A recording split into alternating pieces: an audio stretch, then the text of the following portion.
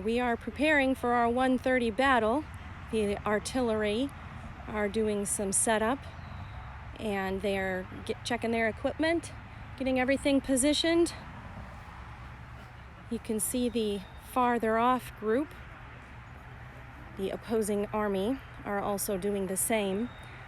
Right now we have our artillery drill and our infantry drill, where the gentlemen and volunteers are practicing the formations and timing for our reenactment.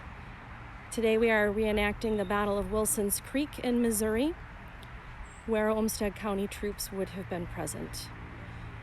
You can see the bleachers. If you want a seat during our battle, you'll want to get here early, as well as to see the many other things going on. I'll show you some of those next, but it looks like maybe I need to take a second to put my hearing protection in, just in case. These cannons are very loud.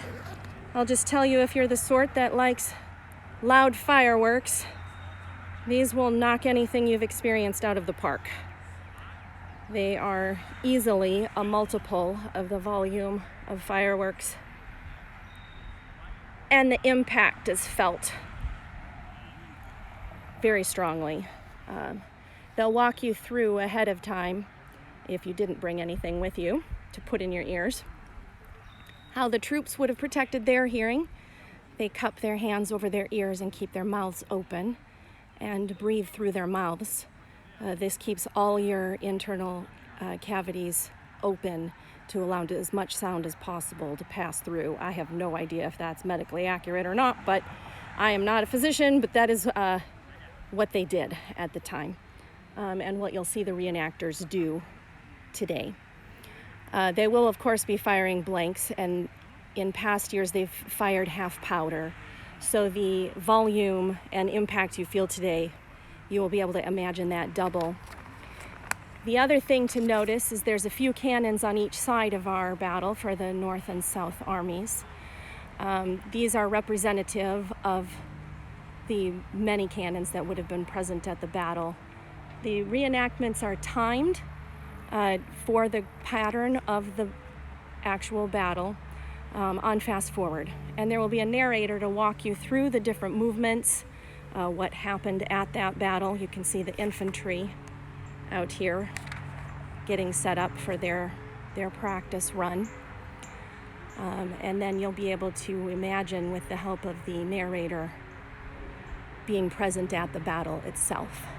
So I'm going to walk this way before they start practicing their firing, but if you hear some loud booms, that's what's going on. Reenacting is a big project.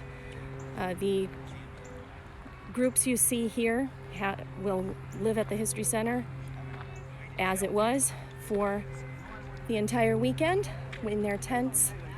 Reenactors have a specific regiment or troop they would be a part of that they will have researched, often a specific individual within that troop, and they can talk to and interact with you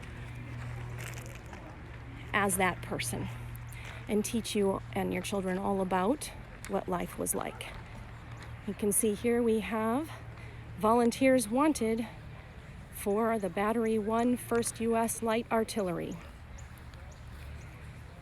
That is the artillery group you just saw out setting up their cannons for today's reenactment. We have the Boy Scouts here to do concessions today. So lunch is on site. Bring a little cash with you. It's inexpensive, but all the funds raised there benefits a good cause.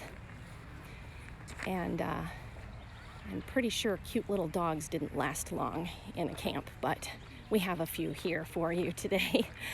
And then along this way, we have all kinds of different tents and reenactors from the late 1800s, many during the Civil War. This particular horse is my favorite. He comes every year. This is the Cavalry. You'll see this horse in action in our battle today, representing the Cavalry. He's just incredible. He'll be out there with the cannon fire and the gunfire barely blinking an eye. So we have our war horse present and representing the many, many horses that would have fought and participated in and been lost during the Civil War. We have our medical tent out here by the schoolhouse. That is fascinating. Don't miss the medical tent. It's a lot of walking around the History Center today, and you have to park a ways away, but we have people movers to give your feet a break when needed.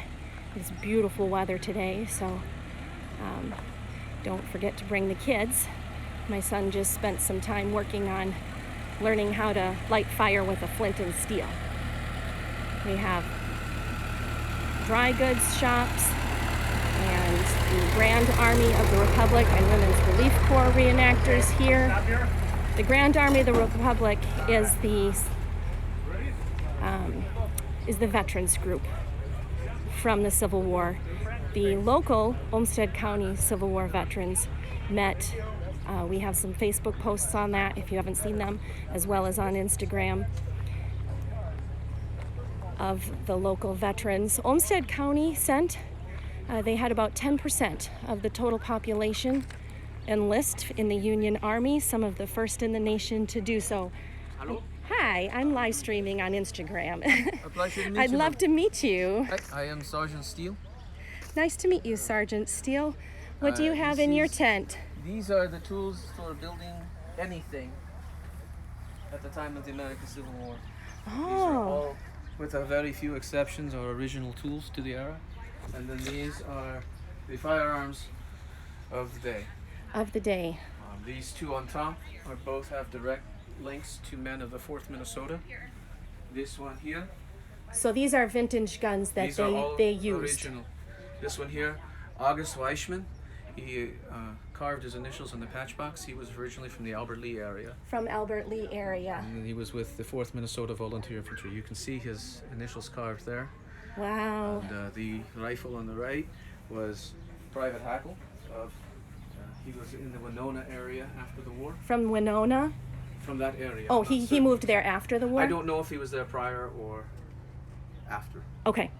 Have not been able to. It's related to the Winona area. Mr. Weishman, I can't find him after the Civil War.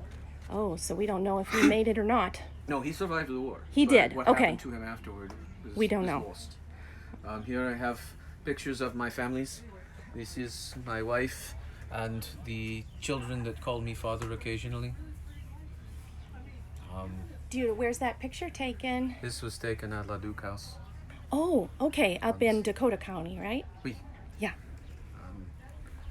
We have and then we have the knives and the bayonets. These are bayonets. This is called, nicknamed a man opener. Oh. And it was started life as a bayonet like one of these, but was broken. And someone took a grinding wheel, ground it down, and put an ash handle on it, and now it is an effective man opener.